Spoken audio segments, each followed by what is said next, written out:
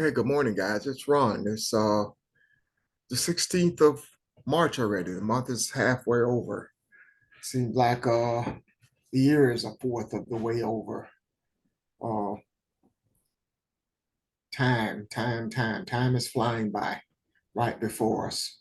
So the last time we spoke, we were in Isaiah 58, and we covered a lot of stuff there. We looked at let me get back there. We looked at what it means to fast and took a closer look at that anyway. And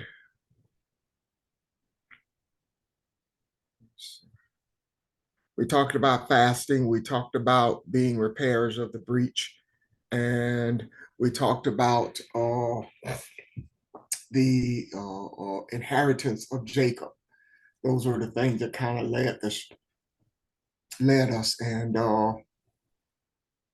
so any questions about any of that? I sort of felt like there was more to be said there. I can't remember if we had any questions at the end of that or not. I don't think we did, but anyway, I thought I had any questions about that, or if not, any other questions you may have.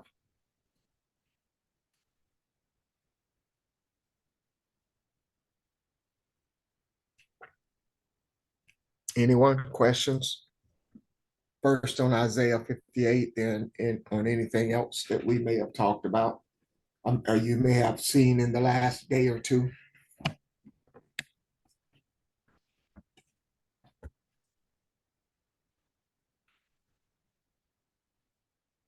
Okay.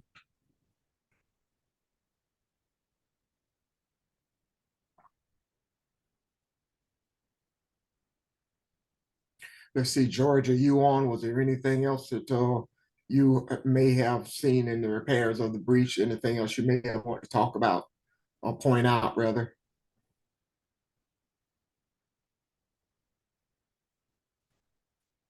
George isn't on yet. Okay. All right then.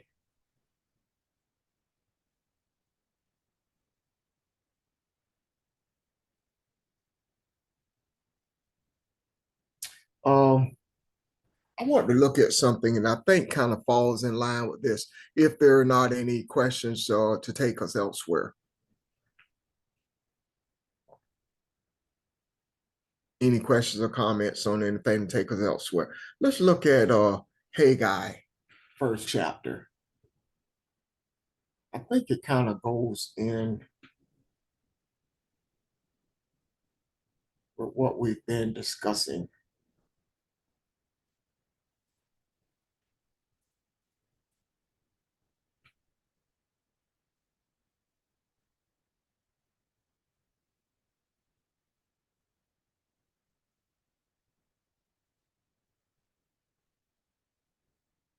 Okay, everybody there?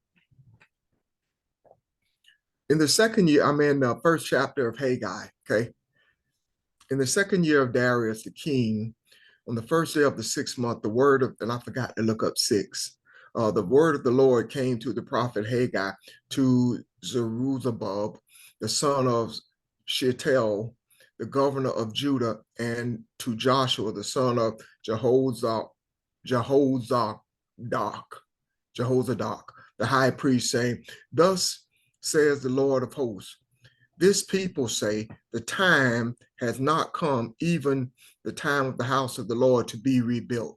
That's the part I want you to remember. That's the part that uh sort of caught my eye, because if you look at this from a spiritual perspective, what does this say about the repairers of the breach?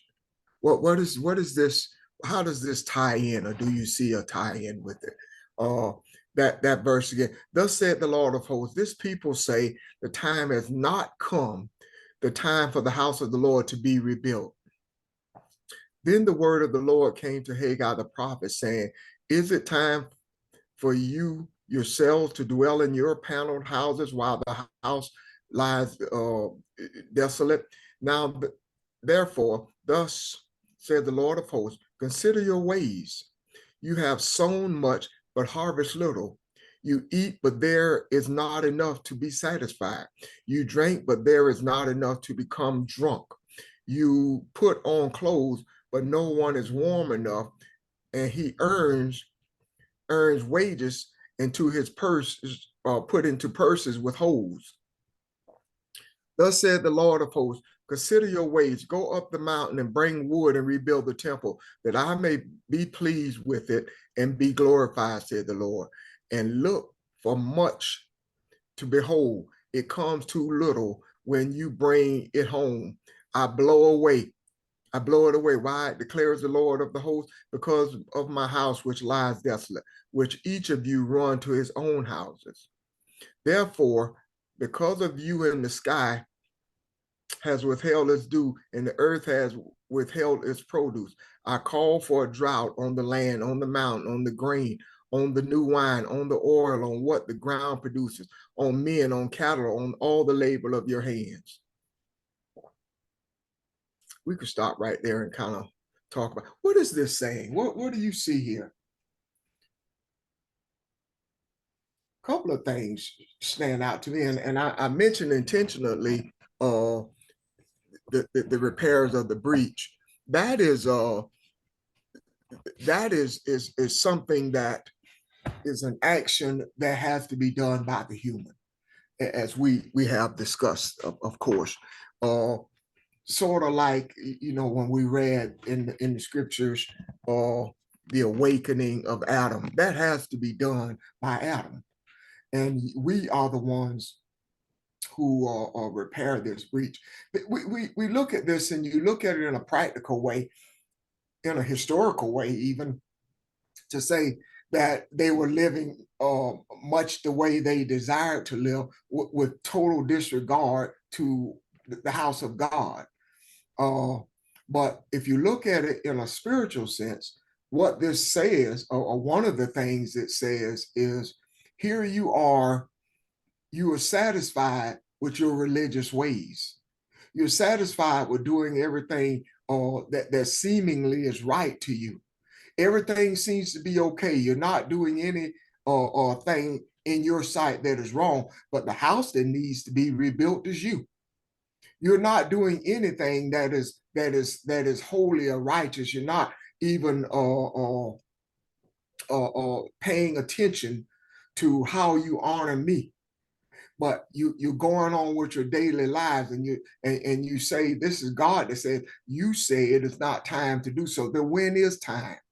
And when I read this, it reminded me of the scripture we looked at in Isaiah that talks about, we discussed the repairers of the breach. And it also reminded me of where we are today as a people, as a globe. So what do you see in this? Haggai chapter 1, y'all, if anybody got on late. Ron, good morning. This is Barbara. Hey, Barb. Good, thank you. What I see is very similar to what you're seeing. It's like the people are procrastinating.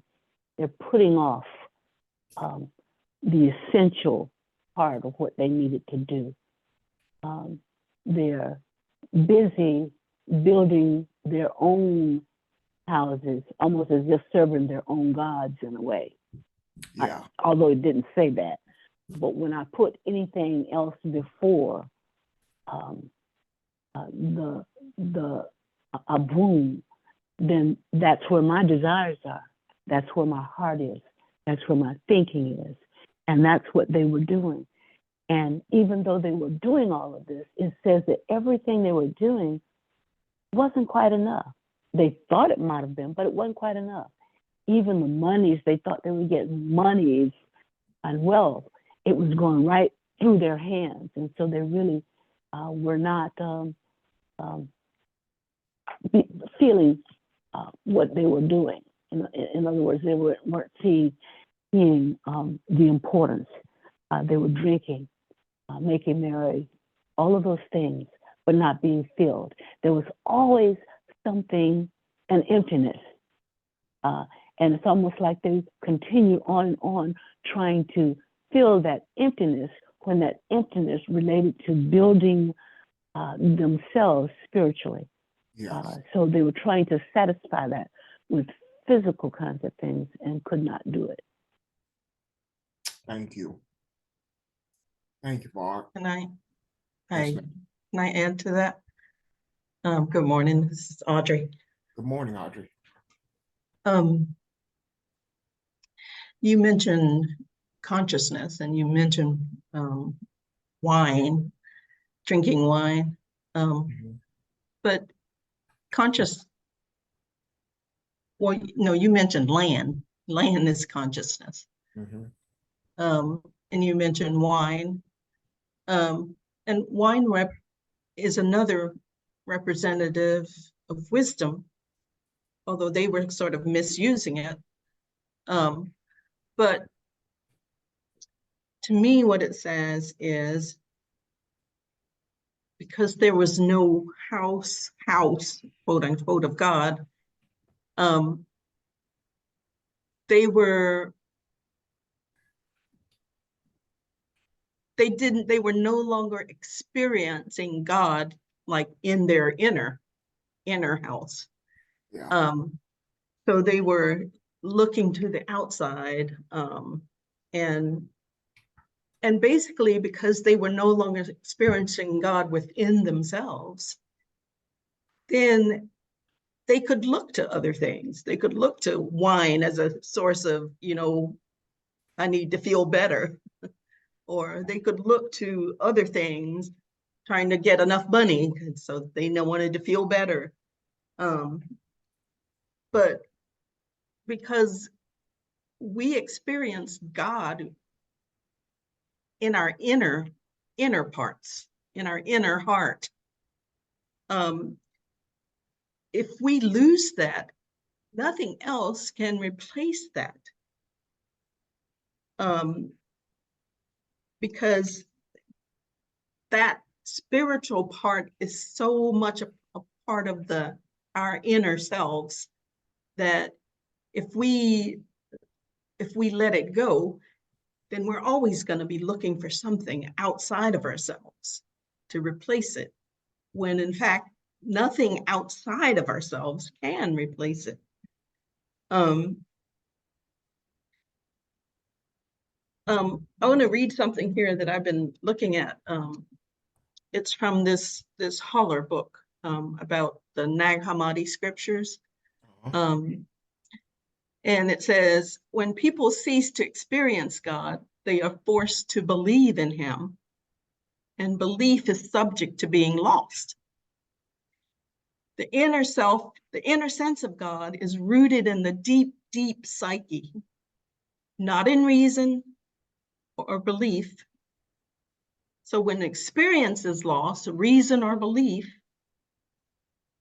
can take control and can lead into rationalism, like materialism, which is what all these people were doing, and ultimately not really believing in God.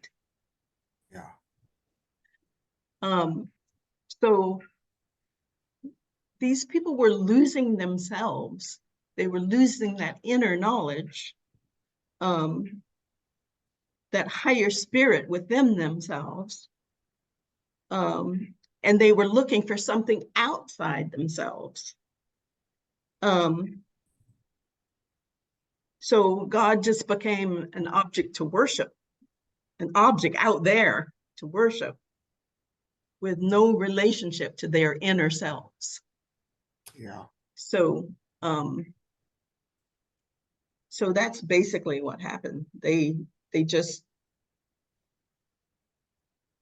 neglected to nurture that inner spirit. So without that, they turned to everything outside themselves. Anyway, that's what it makes me think. Thank you. You're right on target. Thank you. It kind of further illustrate that. I was watching something yesterday. I don't know if it was CNBC or CNN, but this writer, I think for the Post, may have been the Times, I can't remember, but what she was doing was quoting some of the things that Trump says, and I'm not trying to be political, but what she was showing was these are true things. These are things that can't be argued, okay? And she was showing how the more ridiculous things he says, even the untruths that he utters, uh, it seems to fan the flame more, and more people get excited about him.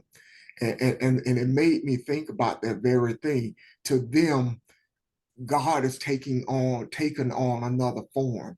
They don't see God anymore, or maybe they never did. They saw him through the eyes of religion, but even that is being reformed or redefined, or it seems anyway.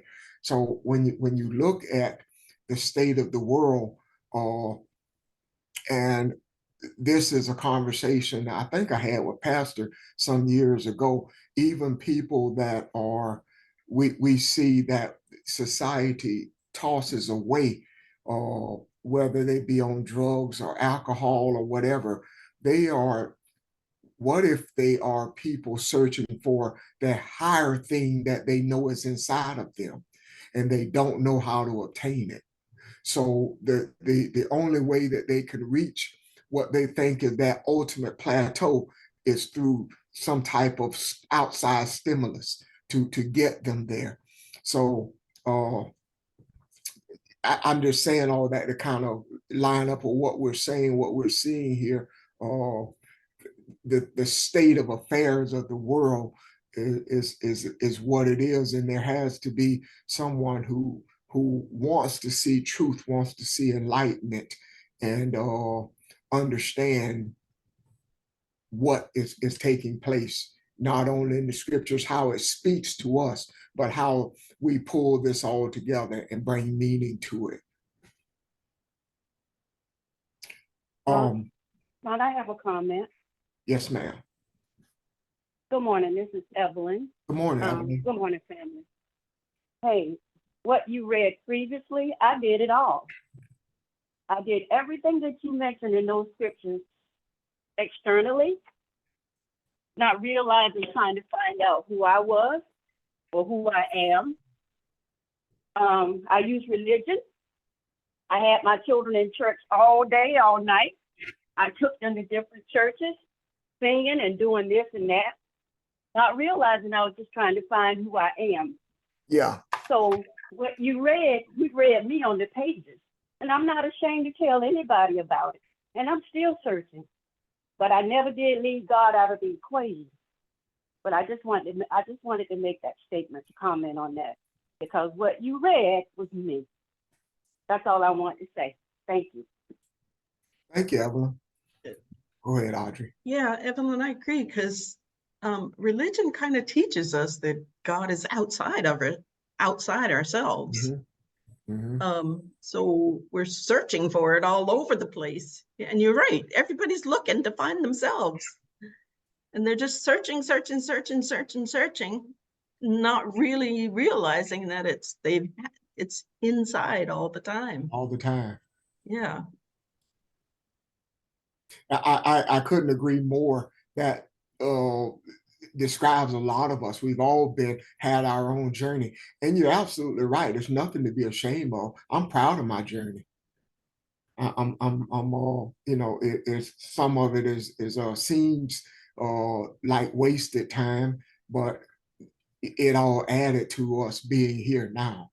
So yeah, I couldn't agree more with what you just said.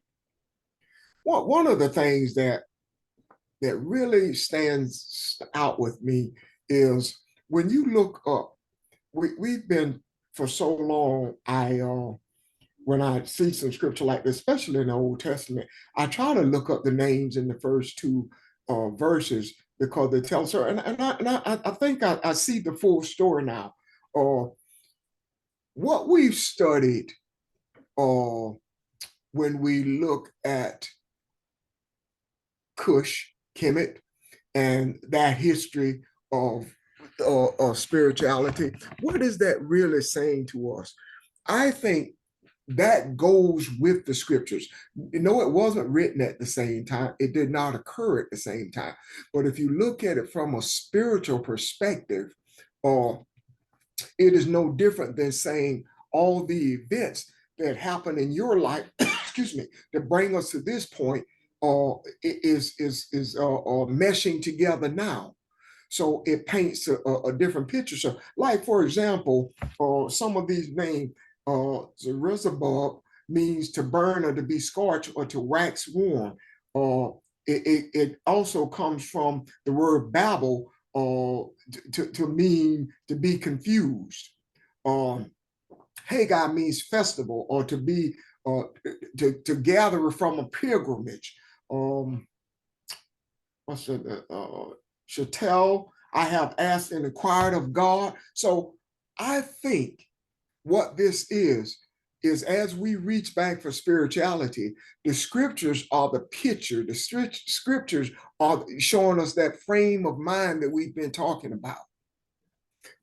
Walking out of the religious frame of mind, walking into truth. So this brings us into who we are, to who ourselves. In other words, this is what you're coming through, that part of self that you see that makes this personal.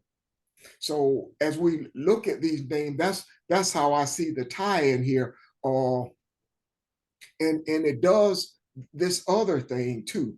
The names, if we go back and look at last week when we were talking about what fasting means, and we got all the way down to those 13th and 14th verses, I think it was, where it talked about the inheritance of Jacob. Have you noticed that these things are, it walks away from the selfishness? If you see things from the outside looking in, it's selfishness. Religion is selfish. The gluttony that this is talking about in the pursuit of stuff is selfishness. I can only feel Ron. I can only work for Ron. It doesn't talk about sharing this with anybody. But when you get to the root of who you are, who is Ronald Johnson? Who is Evelyn? Who is Barbara and Audrey? Who are you? We are community, and we're not just community with each other. We see things and we understand the spiritual part of what we're seeing in the earth, and it sometimes irritate you, of course, but at other times it should move you to action. And the action may be no more than what we're doing. There's not a whole lot we could do monetarily, and that's not what this is calling for anyway. But as you understand prayer, you become prayer. As you understand meditation, you become meditation. As you understand what it means to fast and to clothe the naked and feed the hungry and put covering over those or who need covering, you understand that that's you. And as we are the seed that is planted and coming up through the ground, you recognize that you are the nourishment for the nation. And that is what we're doing here. That is what this is about. So about this house, he says to them, he says, go up on the mountain and get these trees. In other words, we've talked about trees before, we talked about mountain before. This is talking about the elevated part of you, for lack of a better way of seeing this. There's something you have a firm foundation. You know what truth is. You have these principles in you. This is what you're going to use to build this house back up. So it goes into some other stuff, but that's just part of it. I'm going to open it up for anybody else. If anybody has anything else they want to add.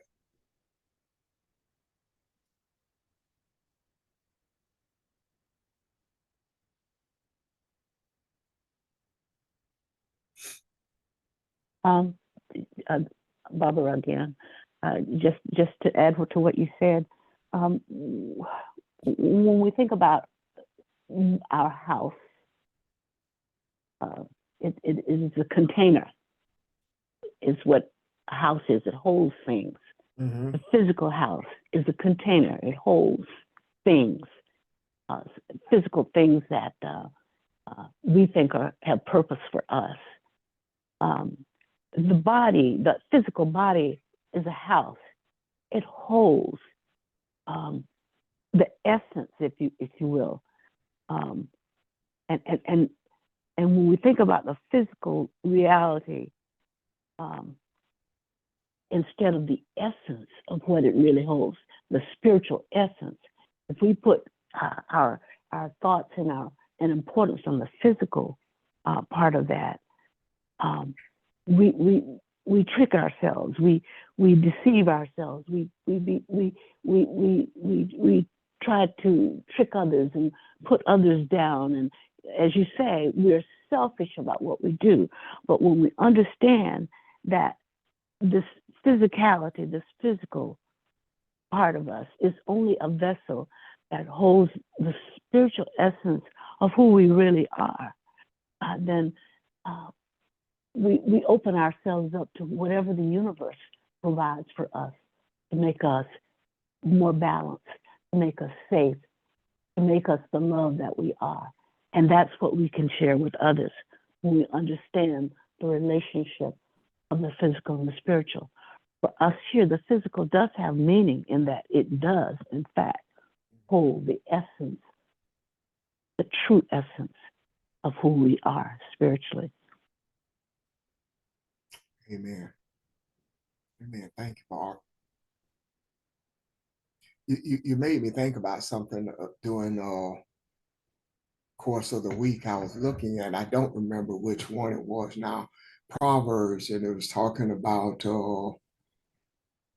what did it say, the value of a woman or the value of a wife? I can't remember, but it went down a list of everything that she does, what a good wife does, and you look at that and you see that never ends. It's ongoing. It even talked about her buying a field and planting a garden, mending robes and building stuff to take to sell to so you look at all of that, and if you understand the essence of what you just laid out, this rebuilding is a continuation. It's a continuation. It's not something that ends or stops the way we talk about in the spirit physical world. So you are constantly repairing self. And we mentioned the mountain, and I think you and Audrey mentioned consciousness and ground and earth. You're steady being becoming aware of who you truly are, and you're constantly valuing these things that you are becoming, especially when you compare it to the things that we see on a daily basis. So the breach is constantly being repaired, is constantly being mended, is energy that continuously move. And as this started off talking about what I deem to be religion, you are satisfied with where you are. You're satisfied in your little paneled houses. You think this is all there is to it, because you see covering, because you see your hand putting substance in your pocket, and you open your mouth to gather food in your mouth, but none of this is satisfying you, and you have not reached that point in your awareness in that you see that you're chasing something that is not going to fulfill you. And now on the state of the world, no matter what continent you look on, there's some kind of agitation going on, and there is some point that we think sometimes that all of this stuff is going to overwhelm us or we feel powerless against it. And that is not the case. We are more empowered now than we have ever been in our lives. I mentioned something the other day that pastor's been working with me on, and I talked a couple of Mondays ago. I said people come to me now and ask for specific prayers, and I've been asking the Creator why we and what I recognize is I was putting prayers in degrees, right? So if you say to me, Ron, I got a job interview, or pray for me, it's easy for me to say, I got you, I got this. But if you come to me like someone did and say, my grandmother is dying, or my aunt is dying, I need you, that I think about, I hesitate with, and I recognize that it goes in that same little pit, that same little spot that it has always gone in when I was in the religious mindset, and that bothers me. So as I become prayer, what I'm seeing is these things. People come to me for a reason, for a cause, and you are the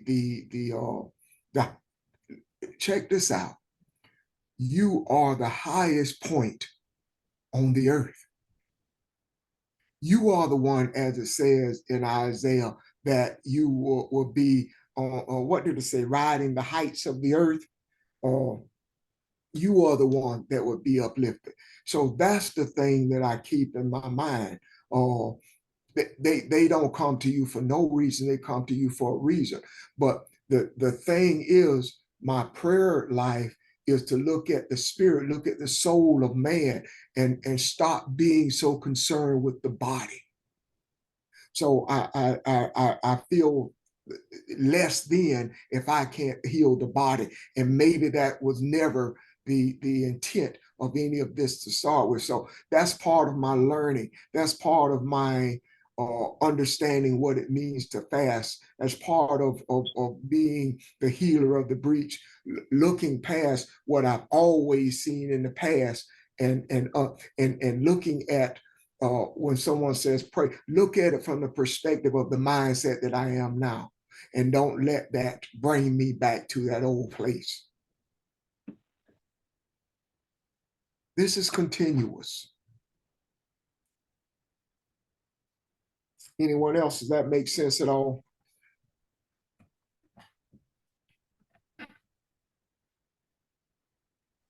Yes, it does. It resonates with me. Thank you.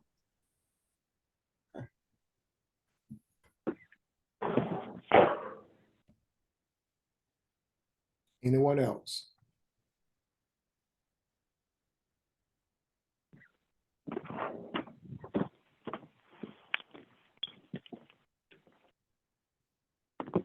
Okay, I'm gonna read a couple more verses. Verse 12. Then Zerubbabel, the son of Shealtiel, and Joshua, and the son of Jehozadak, the high priest, with all the remnants of the people, obeyed the voice of the Lord their God and the words of Haggai the prophet, as the Lord their God had sent him.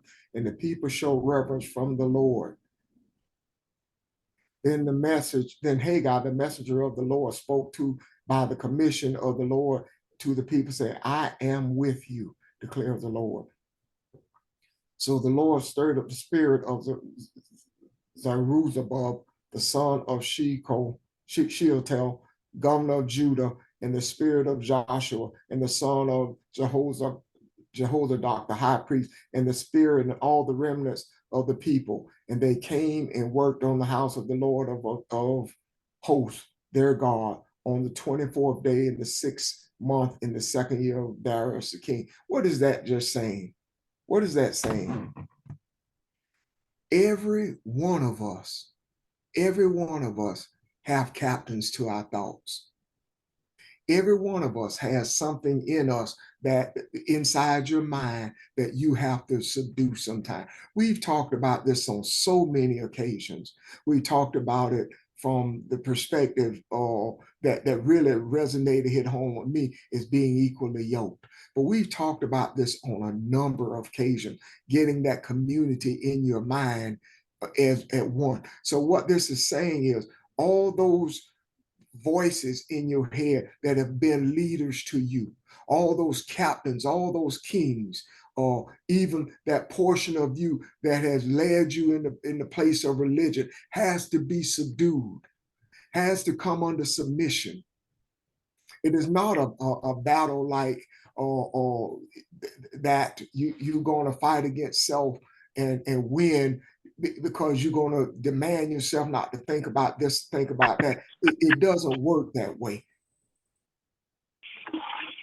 Everything in us has to be subdued, and we do it through thoughts. We do it through meditation. We do it through love and kindness of other people. We do it through desire.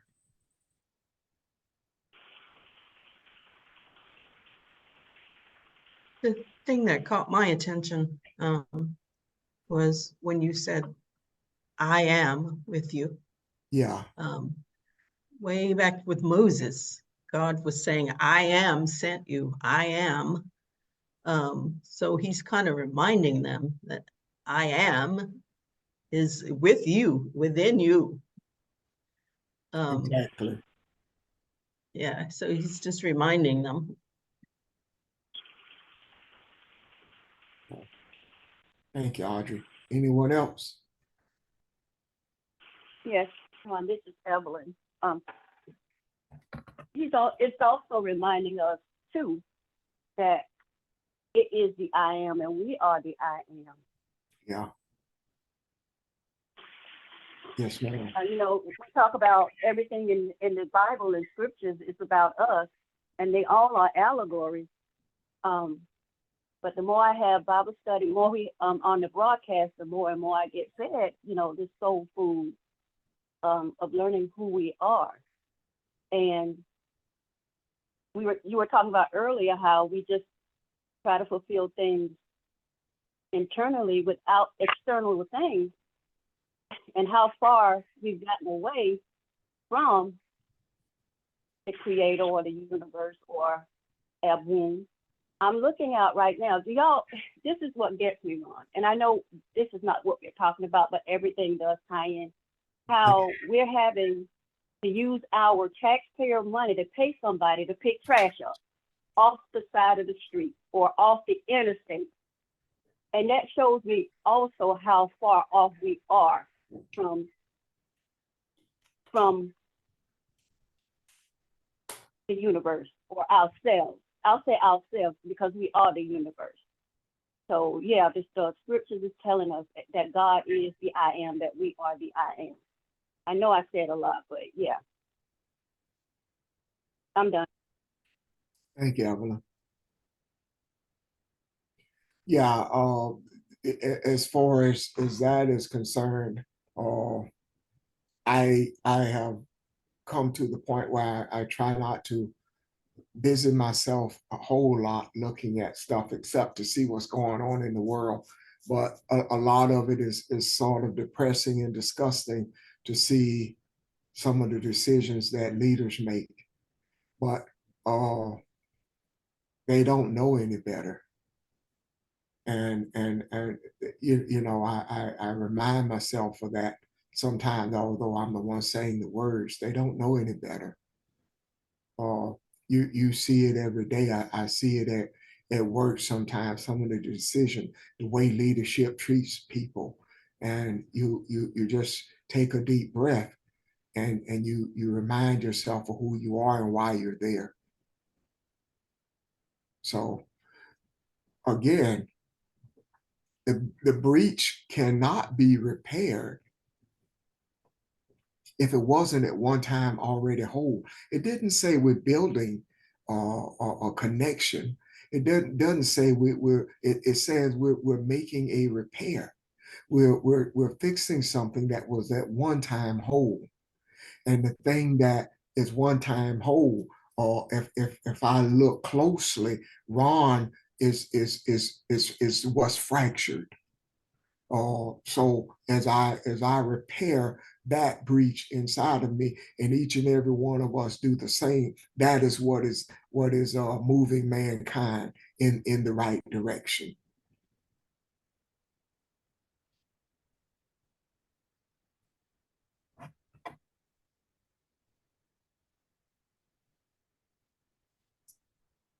Anyone else?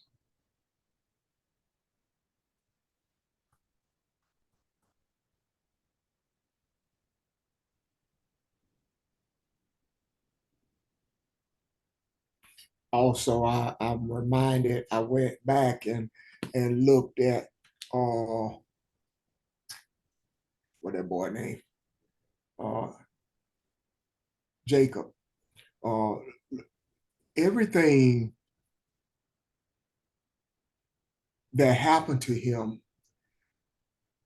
seemed to, especially when he became married, when he saw his feminine self and he identified with both halves of himself, although he found pleasure in one half and found what I'm terming as duty in the other half.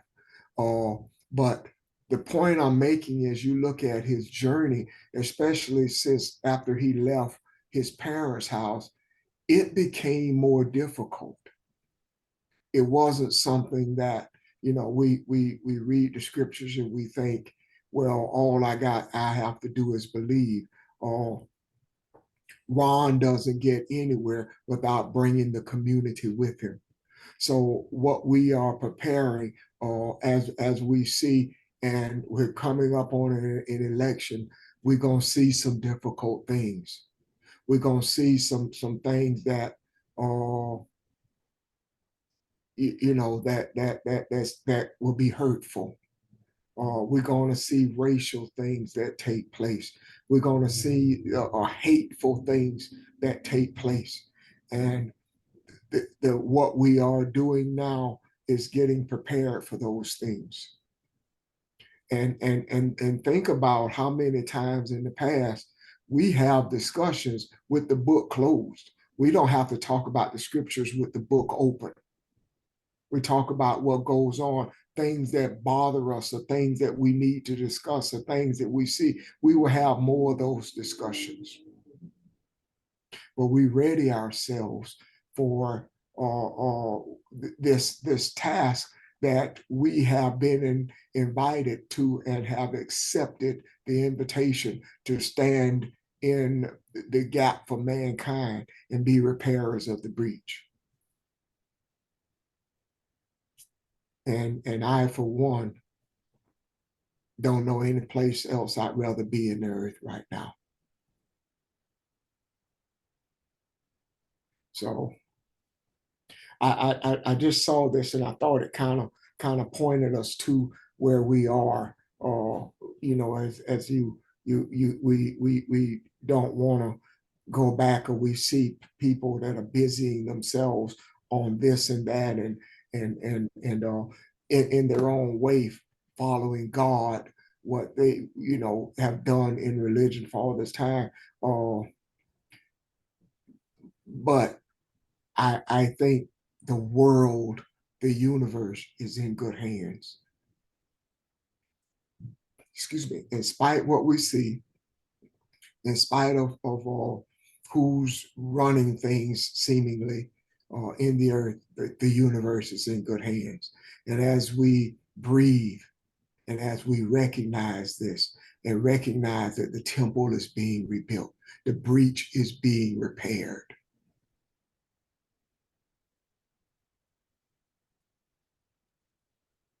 When you say the temple being rebuilt, you mean this, right? Yes. Yes. Okay. Yes. And I'm pointing to myself, or we can point to ourselves. But that brings me back to something that I talked about a long while ago, from the Gospel of Thomas. And it's saying, let me read it. Okay. It's saying 37, and his disciples said, "When will you appear to us, and when will we see you?" And Jesus said, "When you strip without being ashamed, and you take your clothes and put them under your feet like little children and trample them, then you will see the Son of the Living One, and you will not be afraid." And my own personal translation of that is like when we shed all that materialism, Yeah. that creates kind of a false self in the eyes of others, that is, when we shed all of that without fear of consequences, and that includes shedding those religious concepts and beliefs that create kind of a false narrative of who we are and who the Creator is. When we shed those things and we do the inner work to find out who we are and who the Creator is, then that is when we see quote unquote Jesus. But we don't see Jesus exactly, we just see ourselves. Yes. Yes. I like that. You said saying 37? Mm-hmm. Okay. Okay.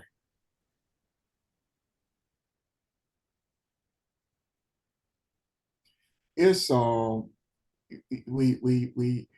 we identify the scriptures, I think, is our picture book so that we can see ourselves and the least of where he talked about you put money in your pocket and your grain, your land on the mountain, there's going to be a drought. You do all these things, as Audrey just said. The least of those things are these tangible things we see. This is talking about a new mindset. Do I believe my being a manager or having a college degree of this kind makes a difference in the world? Is that who I am? Is that my status? If that is taken away, or if that is stripped, do I feel bare? Do I feel ashamed if that is stripped away? So we are constantly invited to take stock of self and who and what we are, and to gain some understanding of that. Because just like the more I read them and understanding, those 42 principles of Mayat are not to be recited. They're not to be memorized. They are for you to be. That is who you are to become. If I become that being, that person that looks at others that way, then I see my community. I don't see hungry children in the streets. I don't see somebody who has walking around and on the street corner because he doesn't have anywhere to go. We are a community. That is what that is saying. And no one is more important than the other.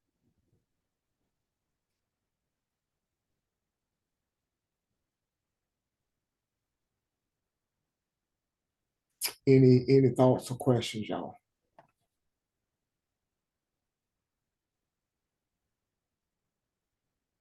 Okay. Well, I don't want to stay on the line if we don't have anything else. That's all I have. I'm just looking at Haggai, that first chapter. I think I thought when I looked at it that it tied into what we talked about last week, and it just kind of got my attention. So if there are not any other thoughts or questions, or if you do have some, write them down or send me a text message, and we lead off of that tomorrow. Okay. All right. Okay. Everybody have a good day. Enjoy your day. I think it's supposed to be warmer today, at least here in South Carolina, than it was yesterday. So have a good day. Enjoy the rest of your day and look forward to seeing you in the morning. Thank you, everyone. Thank Thank you. you, Ron, Audrey, Talk to you Barbara. tomorrow.